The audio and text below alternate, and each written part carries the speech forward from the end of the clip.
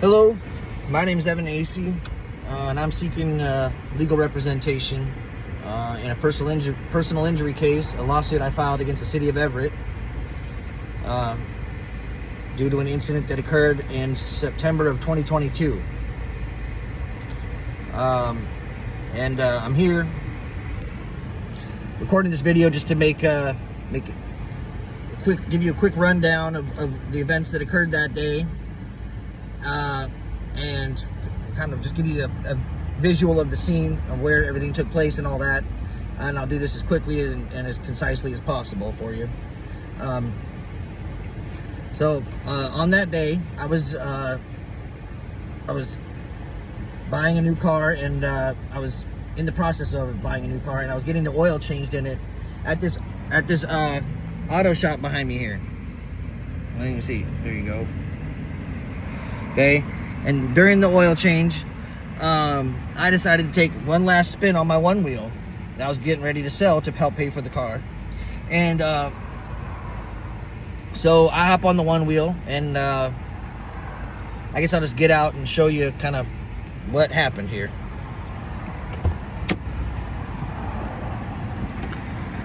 See, that'll be the easiest way of doing this here. So I'm not going to be able to see what you see, but hopefully I get you pointed in the right direction. So I get out. I'm riding around the parking lot for a few minutes, and I see a Jamba Juice down there. And so I decided that sounds good to drink, so I start riding my one wheel over around here. Up here, I enter the sidewalk up here. Okay. And the conditions are about like today. Traffic was a bit heavier. I believe it was a weekday, around 2:30 or so. I enter the sidewalk here. And as I'm riding, I'm going maybe between 5 and 10 miles an hour, tops. Okay? No faster than your average jogger or so. Okay? And as I'm riding, I see a truck stopped right there at that sidewalk crossing, looking to pull out into traffic. Okay? Now I realize that because he's pulling out into oncoming traffic, his attention was not directed at me. His attention was on oncoming traffic, as it should be, right? But as I'm riding, I remember thinking to myself, he has to have seen me by now, right? It's safe to go. So I slowed down. I proceeded to cross the sidewalk right here. I'm crossing. And right as I'm in front of his truck, he begins to pull out into traffic. And in order to avoid being hit by him, in an act of instinctual self-preservation, call it, I leap off my one wheel into the street, right? Luckily, there was no oncoming traffic. That's why he was pulling out, right? So there was no traffic at that particular moment in time. But I tried to run it out. And when I tried to run it out, my femur came down on my tibia, my shin bone, so hard that it shattered. It crushed my tibial plateau. That required surgery. I have a titanium plate in my knee with a bunch of pins going through my bone, all the way to the other side of my knee. It required physical therapy, and my medical bills exceeded that of $100,000, approximately $100,000. Turns out the guy was an electrical inspector on the clock working for the City of Everett, Washington.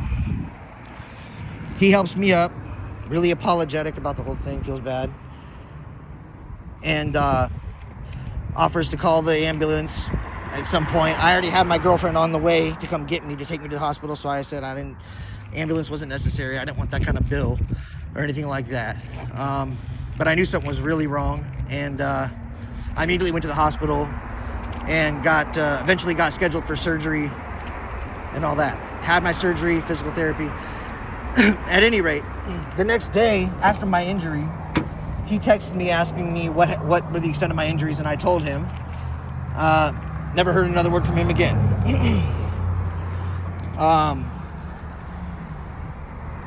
The next day I contact, asking my friends and family about any attorneys that they know, and was referred to Herman Law Group by my dad's first wife. This is where the story gets interesting, okay?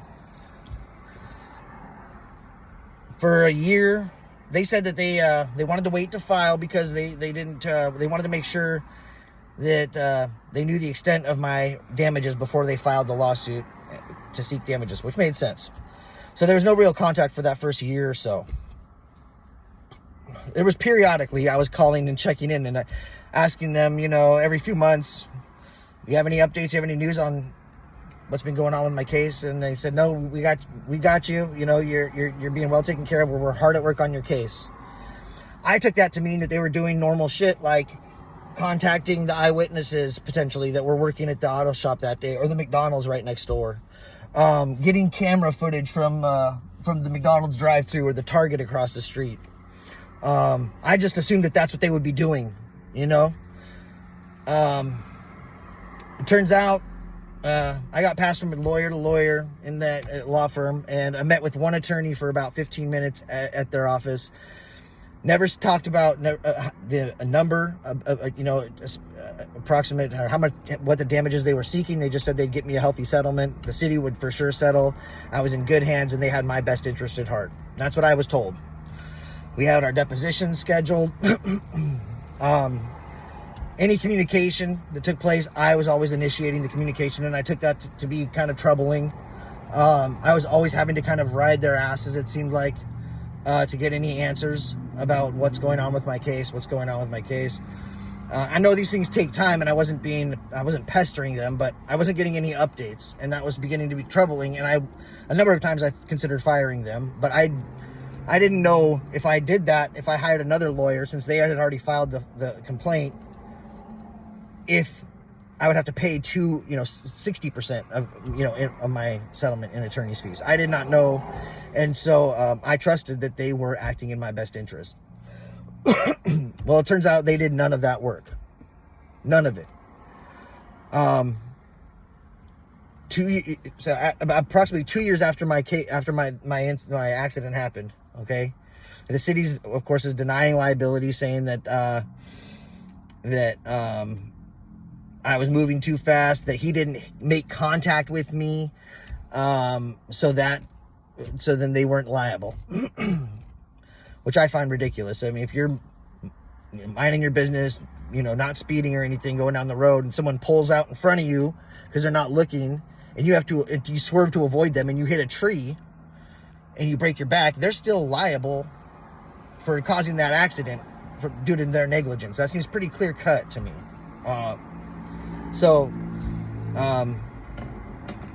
Anyway, we do our depositions. My lawyer that was working on my case deposed the guy who was driving the truck, and the city's lawyer deposed me, and my lawyers scheduled a Zoom call. They said, hey, Evan, we got some news. We need to set up a Zoom call. All the lawyers that have worked on your case and the paralegals and stuff are going to be there. And so I'm thinking, finally, we got the city's first offer. I knew it was going to be a lowball offer, but I was stoked, right? As the conversations begins, as soon as it begins, I begin to kind of read the room, and I sense that something's not right here. They begin with telling me why. They tell me that they're withdrawing representation from my case. This was directly after, when I found out, let me go back a second. Prior to this meeting, I went off on the attorney that was handling my case, because I felt they had done irrevocable harm to my case by their lack of action, by not trying to reach out to any eyewitnesses or find out who was working there at the auto shop or any adjacent businesses that day. Not even trying to seek out any eyewitnesses or interview anybody. Not trying to they never contacted McDonald's or Target or any business for camera footage. They didn't even attempt to find it. I think they were just thinking there was going to be an easy, quick payday. They wouldn't have to do any work. Just file the complaint, the city would settle, and that was it. And as soon as the city pushed back, as soon as they faced any adversity, they cut bait and left me out to dry. And so anyway, after I found out that they hadn't done any of that work, and it was 2 years had passed at this point, so any footage that was recorded is now long gone. Any eyewitness to the accident is likely, could have moved out of state, could be dead, could, who knows what, So I was irate, needless to say. And after that is when they decided, I think they realized I was right, that they had done irrevocable harm to my case. And they cut bait and screwed me over and left me with nothing.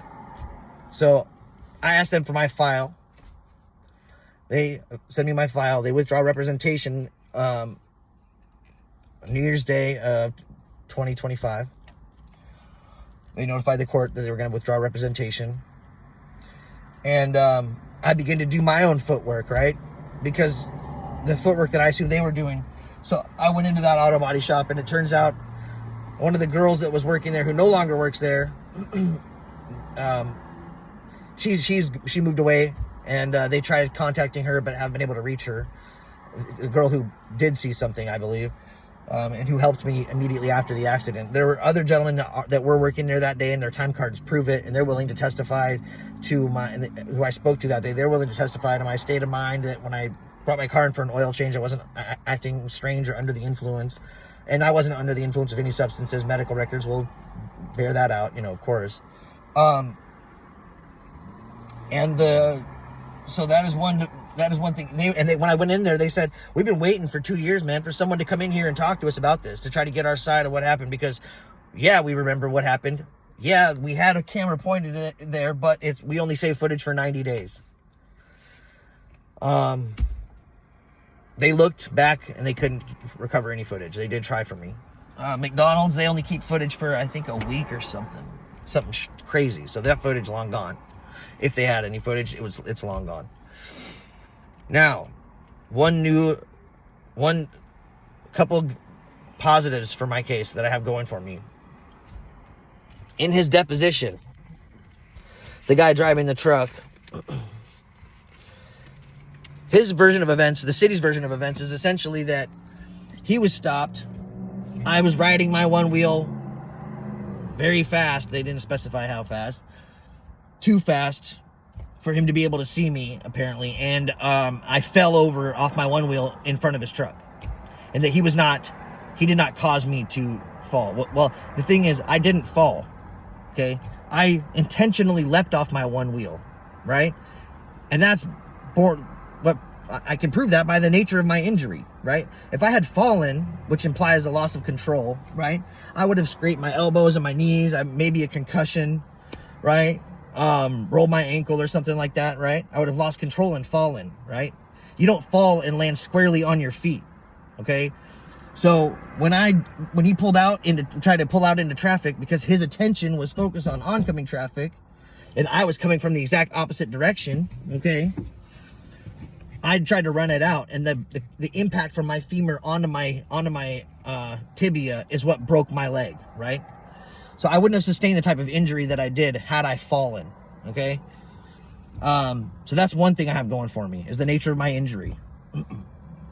I didn't have any other scrapes. As soon as I tried to run it out when I jumped off the one wheel. I jumped off to the right to avoid his truck, and when I tried to run it out, I heard 2 pops in my leg, and it was instantly in agonizing pain, and I hit the ground, right? But I had no other injuries besides my broken leg. So that's one thing I have going for my case. Another thing, the model of one wheel that I was on is not capable of traveling faster than 15 miles per hour. Okay, that's another thing. In fact, if you reach that speed on this one wheel, on the one wheel XR that I was traveling on, okay, it induces a safety feature called pushback, which forces the board to slow down. So it cannot, even downhill on a full charge, you're not going faster than 15 miles an hour on that board, which I believe is a speed limit that they have on the Everett's on sidewalks. Okay. So that's another thing. Another thing, there are a number of inconsistencies in his deposition. He states, for instance, I'll just name a couple, and I'm sure if you're interested in taking my case, you'll read over the deposition in its entirety. But one big thing that jumped out at me was, he said that he did not see me my attorney asked, when was the first time you saw my client? And he said, pretty much when he was going in front of my car.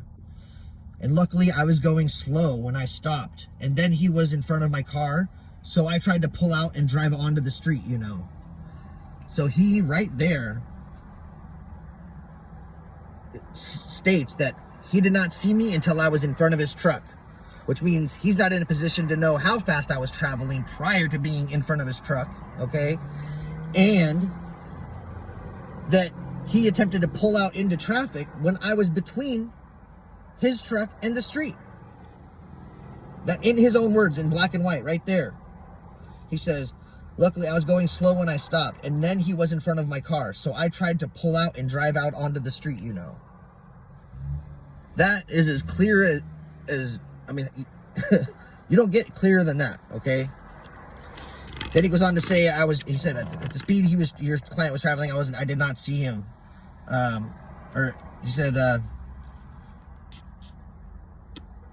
he said that I felt, yeah. So anyway, I'm sure if you're interested in taking this case, I can send the whole file over to you, the case file over to you. But, I'd be happy to do so. Sorry for the length of this video, and for me rambling on, but, that's where I'm at. So the lawsuit's been filed.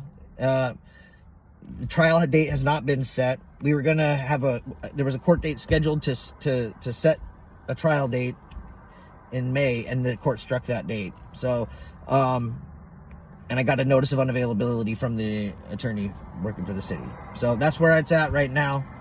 I need your help, man.